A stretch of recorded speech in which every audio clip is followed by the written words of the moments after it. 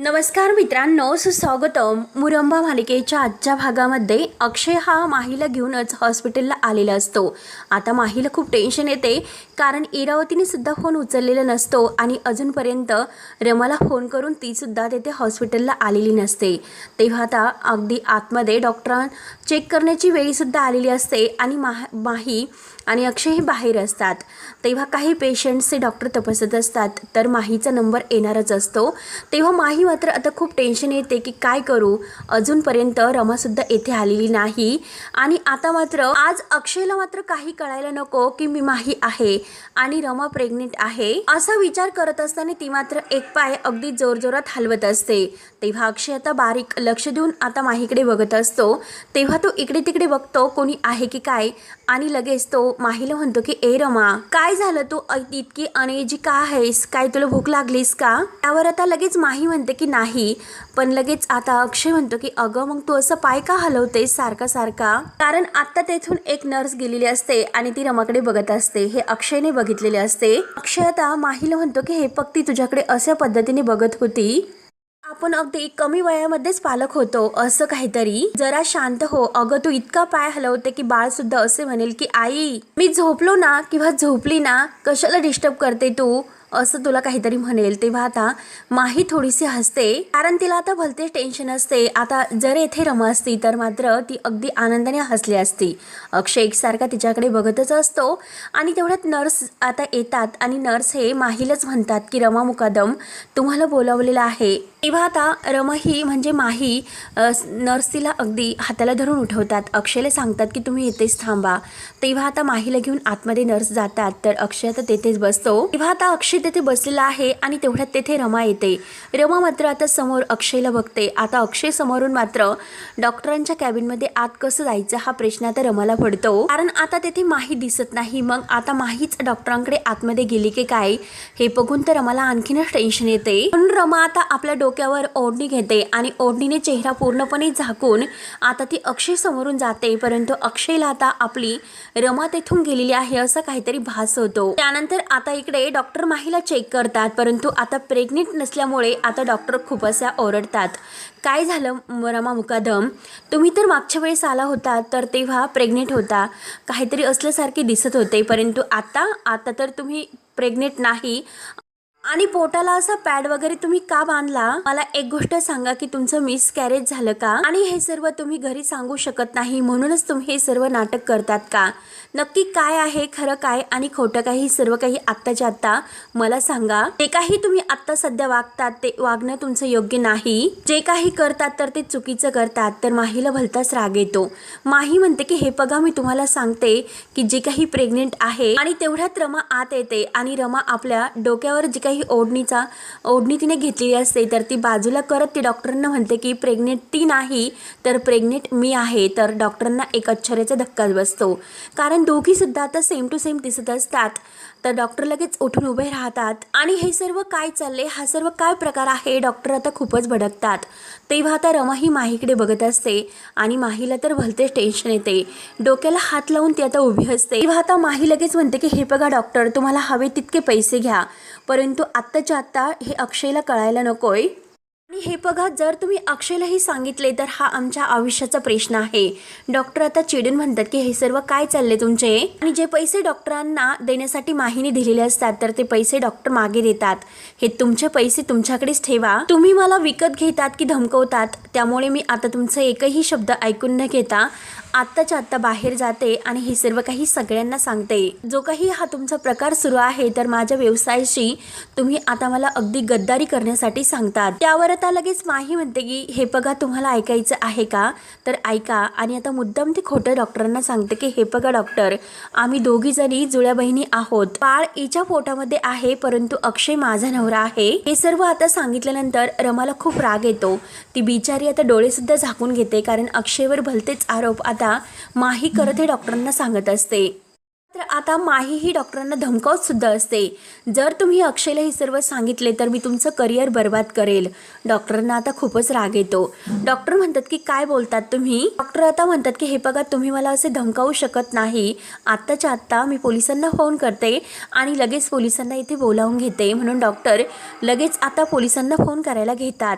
त्यावर आता लगेच रमा म्हणते की हे बघा, प्लीज असं काही करू नका, हे सर्व थांबवा. कारण आता रमाने त्यांच्यासमोर हात जोडलेले असतात आणि ती आता डॉक्टरांना सर्व काही सांगते की हे बघा डॉक्टर, हे सर्व करावे लागते, त्यासाठी खरंच मी तुमची माफी मागते. तुम्ही तिच्याकडे लक्ष देऊ नका, ती जरा टेन्शन मध्ये आहे त्यामुळे ती असं काहीतरी बोलते. आणि हे बघा डॉक्टर, खरंच आम्हाला अडचण आहे, यासाठी हे सर्व करावे लागते. आणि हे बघा डॉक्टर, आमच्या आयुष्याचा प्रश्न आहे दोघींच्या सुद्धा, त्यामुळे प्लीज मी खरंच हात जोडून विनवणी करते की हे जे काही सुरू आहे तर ते प्लीज कुणाला सांगू नका. आणि आजपर्यंत तुम्ही जिला तपासत होता तर ती मीच आहे, खरंच प्रेग्नेंट आहे. आणि हे बघा डॉक्टर, माझ्या होणाऱ्या बाळाची शपथ आहे तुम्हाला, प्लीज तुम्ही खरंच हे सर्व कुणाला सांगू नका आणि प्लीज असं करू नका, आमच्या आयुष्याची राख रांगोळी होईल.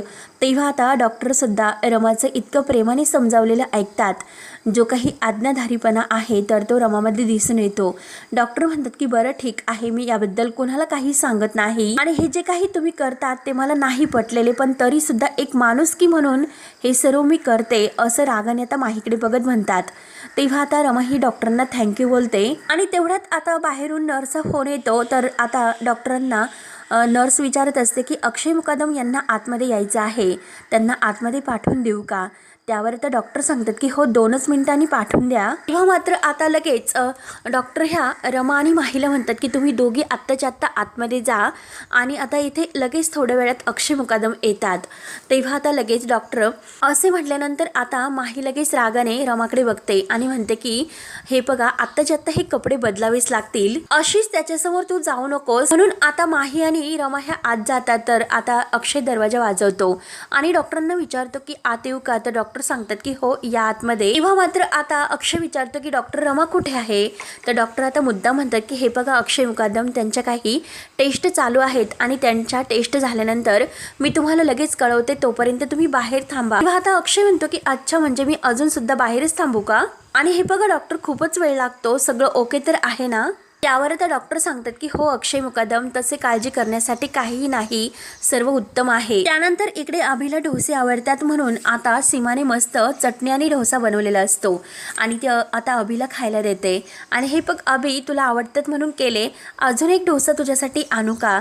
तर अभि म्हणतो की अगं मोठी आई नकोय. तेव्हा लगेच आता अभि सीमाला सांगायला सुरुवात करतो की हे बघ, त्या दिवशी मी तुला काही सांगितले तर नाही ना, कारण जेव्हा आम्ही मीटिंगसाठी एका क्लबमध्ये गेलो होतो आणि तेव्हा तेथे आम्हाला माही दिसली. तेव्हा आता सीमाला धक्का बसतो. सीमा म्हणते की काय माही दिसली तुम्हाला तेथे. तर अभि म्हणतो की हो, आणि ती सुद्धा तेथे आली होती, खूप नशेमध्ये ती होती. आणि तर लगेच आता हे सर्व ऐकून सीमा विचारते की अरे अक्षयला तर त्या माहीला बघून खूप आपल्या अक्षयला त्रास झाला असेल, कारण आता ती पुन्हा त्याच्यासमोर आली होती.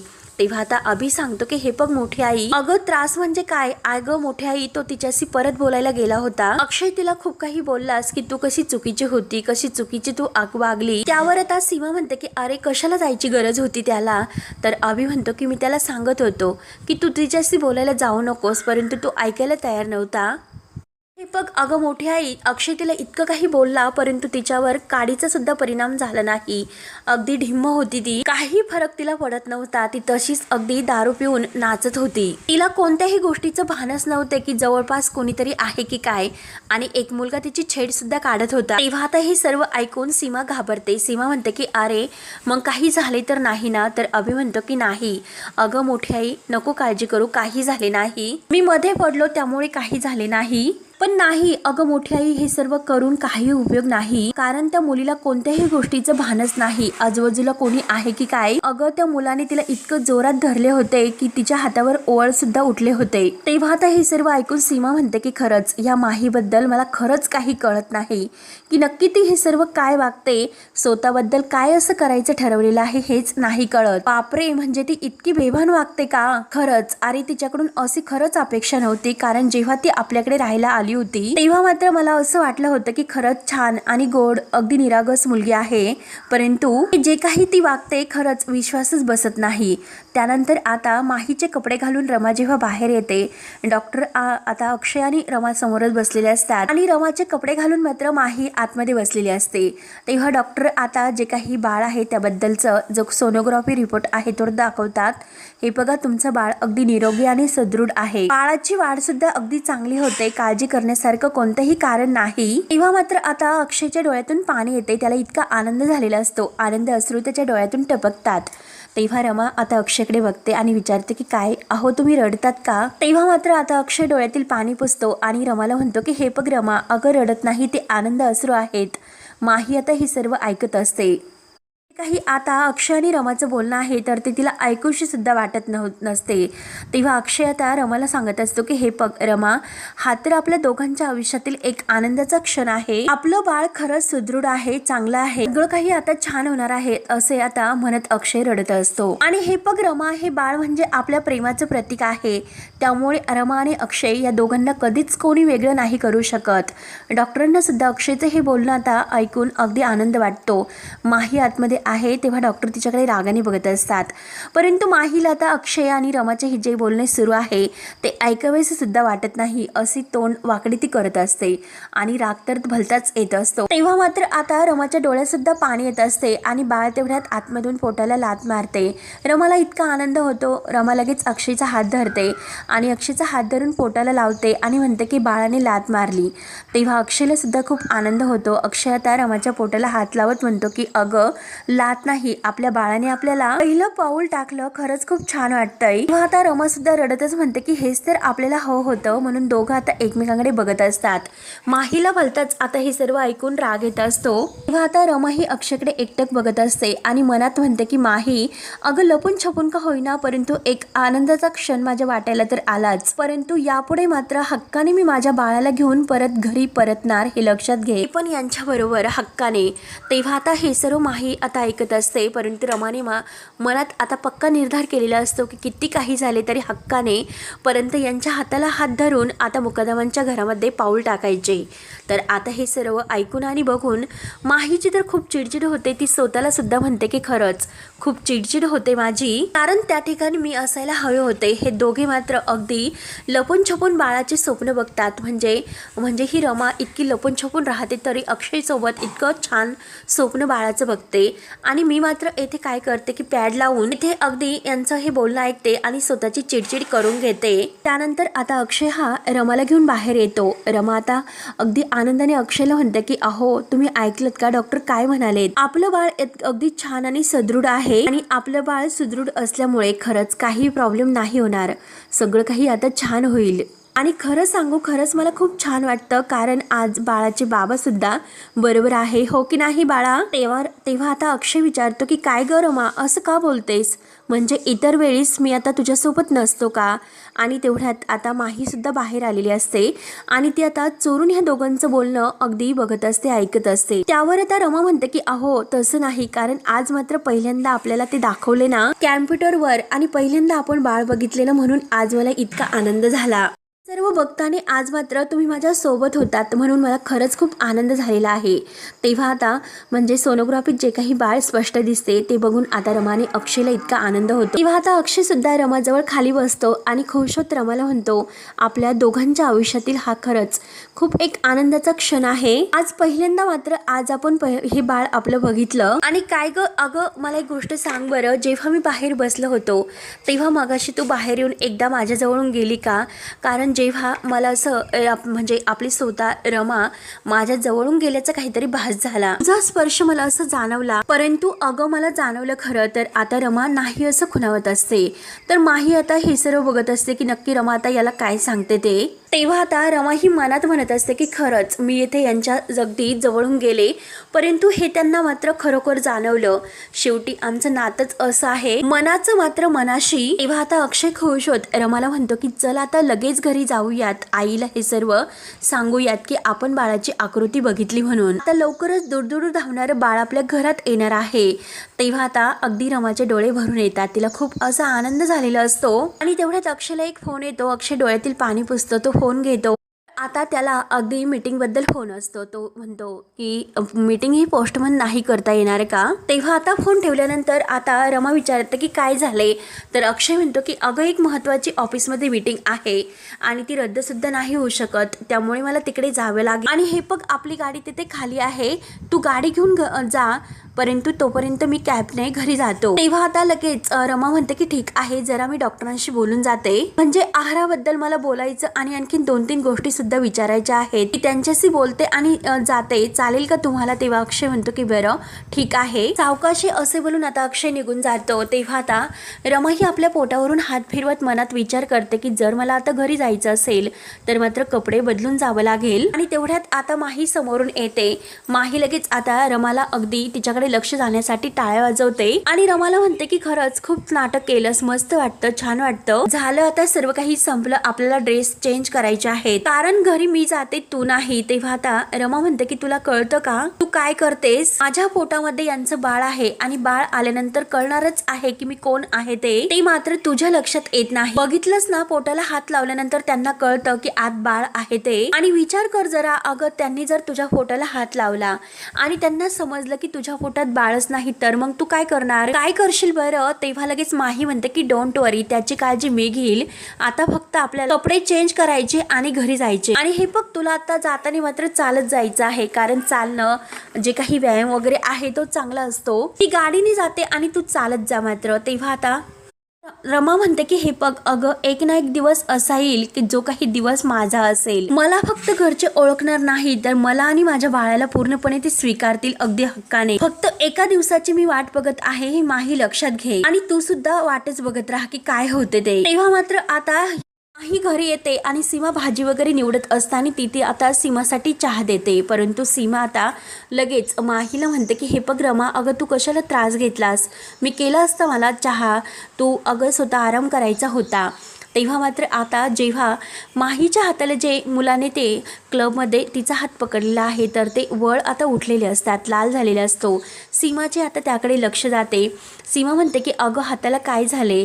तेव्हा मात्र आता माही मुद्दाम खोटं बोलते की अहो आई मी सुद्धा बघितलं नव्हतं, परंतु आत्ता तुमचे लक्ष गेले म्हणून माझ्या लक्षात आले की हाताला काहीतरी लाल डॅश उठलेले आहेत. ते असे खोटं बोलून आता ती मात्र आतमध्ये जाते कारण मला अगदी म्हणजे आराम करायचा आहे असे बोलून. तेव्हा आता लगेच सीमा विचार करते की म्हणजे ही आपल्याशी खोटं बोलते तर, कारण आता अभिने मला सांगितले होते की क्लबमध्ये जी माही होती तर तिच्या हाताला खूप असे त्या मुलाने पकडल्यामुळे डॅश उठलेले असतात अगदी लाल प्रकारचे.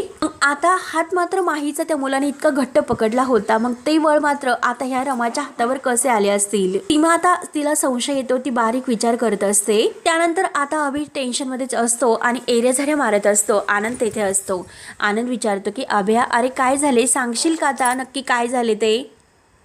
आता अभि कसं सांगू हेच त्याला काही कळत नसतो. तरीसुद्धा आता तो आनंद म्हणतो की हे बघ मुग्धाची अशी इच्छा आहे की आम्ही. तेव्हा आनंद लगेच पुढचं म्हणतो की आम्ही वेगळं राहावं असंच ना, म्हणजे तुम्हाला वेगळं राहायचं आहे असंच मुग्धाची इच्छा आहे. अभि आता धक्क्याने मात्र आनंदकडे बघतोय. अभि विचारतो की अरे आनंद दादा तुला कसं हे सर्व कळलंय. तेव्हा आनंद सांगतो की अरे आय मीन म्हणजे मुग्धा जेव्हा तुझ्याशी हे सर्व बोलत होती तेव्हा तुमचं हे बोलणं आमच्या कानावर पडले आणि त्याच वेळेस जान्हवी सुद्धा तेथे होती आणि तिने सुद्धा हे सर्व ऐकले आणि तेव्हापासून मात्र ही जानू आहे ना सतत माझ्या मागे सुद्धा तोच तगादा लावून बसली की आपण सुद्धा वेगळं राहायचं म्हणून. आणि रोज रोज मात्र हे सर्व ऐकून माझे कान आता अगदी फुटले. तेव्हा आता अभिला सुद्धा खूप टेन्शन येते. अभि म्हणतो की अरे खरंच मला हे सर्व कळतंय आणि एकीकडे जर विचार केला तर ह्या सर्व निर्णयामुळे आपलं घर मात्र तुटेल. तेव्हा आता आनंद म्हणतो की हेच तुला वाटतं ना. तेव्हा अभि म्हणतो की अरे पण दुसरीकडे मला हे सुद्धा वाटतं की आपण कधी जगायचं आहे. आणि हे बघ दादा, अरे या घरामध्ये राहून राहून खरंच आतापर्यंत मी कधीही स्वतःच्या मनाप्रमाणे मोकळेपणामुळे नाही वागलो आणि खरंच सॉरी, यात तुमची काही चूक नाही, परंतु गोष्टीच मात्र अशा काही घडत गेल्यात आणि आरती सुद्धा याच घरात जे काही पॉलिटिक्सपणा आहे तर त्यामुळेच गेली आणि हे सगळं परत माझ्या आयुष्यामध्ये नकोय रे. अरे फक्त एकदाच आपल्याला आयुष्य मिळतं, मग हे सर्व आयुष्य एकदाच आहे तर आपण जगायचं कधी. त्यावर आता आनंद म्हणतो की अभ्या अरे मी तर कधी असा विचार नाही केलेला. तेव्हा आता आनंद असे परत म्हणतो की अरे हे आपल्याला सर्व कळते, परंतु आईला मात्र आता ही गोष्ट कशी सांगायची. अरे आपल्याला हे सर्व कळते परंतु तिला हे सर्व कसं समजायचं. आणि तेवढ्यात सीमा धावतच येते आणि अभिला म्हणते की अभ्या, अरे अभ्या ऐक जरा, मला तुला अत्यंत एक महत्त्वाचं सांगायचं आहे, मला खूप महत्त्वाचे कळालेले आहे, ऐकून घे. तेव्हा आता सीमाला अगदी इतकं धावपळीत आलेलं बघून आता अभि म्हणतो की अगं मोठी आई जरा शांत हो, काय झाले ते अगदी शांतपणे बसून सांग. तेव्हा आता सीमा सांगते की अरे अभि, आपल्या घरामध्ये जी कोणी आहे ना, तर ती रमा नाही, तर ती माही आहे, माही. तेव्हा लगेच आता अभि म्हणतो की 1 मिनिट मोठी आई, तू काय बोलतेस, हे कसं शक्य आहे बरं, घरामध्ये कशी माही येईल.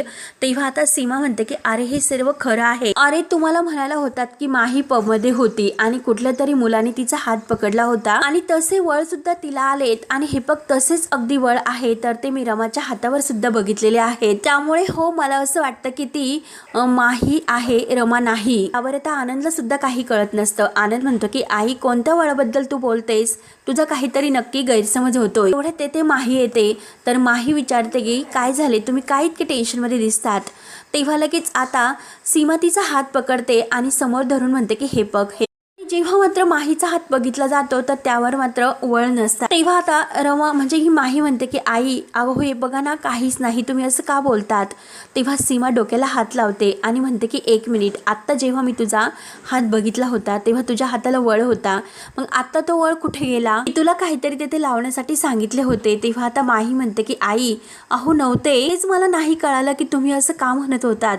खरंच आई, तुम्ही आत्ता जे काही वागतात ना, मला असं वाटतं की तुम्हाला आरामाची गरज आहे, त्यामुळे आई तुम्ही आराम करा. तेव्हा आता सीमा अगदी आपल्या गळ्याला हात लावून म्हणते की शपथ मी तुझ्या हातावर वळ बघितले होते. कारण आता माही जेव्हा आत गेलेली असते तर आता मेकअपने तिने पूर्णपणे त्या हातावरचे वळ लपवलेले असतात, हे जे काही केले आणि मग आता सीमाला खोट्यात काढलेले असते, ते पण अगदी वेड्यामध्ये. आणि स्वतःला मनात म्हणते की क्यूट आंटी मी खूप हुशार आहे, मेकअपने मी सगळं काही लपवलं. तेव्हा आता अभि विचार करतो. अभि आता मोठ्या आईलाच म्हणतो की हे बघ मोठी आई, नेमकं आपलं ते बोलणं झालं होतं आणि त्याच गोष्टीचा तू जास्त विचार केला असेल, म्हणून तुला असं कदाचित काहीतरी होत असेल. सीमा म्हणते की नाही, मी तुला खोटं नाही सांगत अभि, अरे मी तिच्या हातावर वळ बघितले होते.